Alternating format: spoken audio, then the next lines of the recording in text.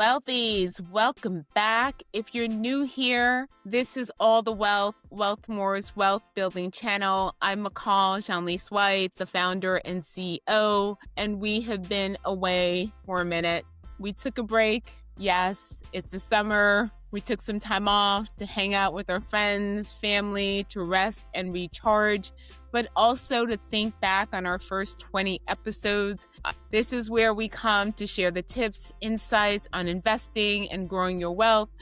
And we are excited to come back on Tuesday with a brand new episode discussing 2025, what we've seen to date, and what's in store for the rest of the year. Investing is a long-term effort. Building wealth is a lifestyle. And we'll be back with our very own Matt, our CFA and portfolio strategist, to unpack what's happened in 2025 and take a look forward, give you tips, insights, and we're trying a new format.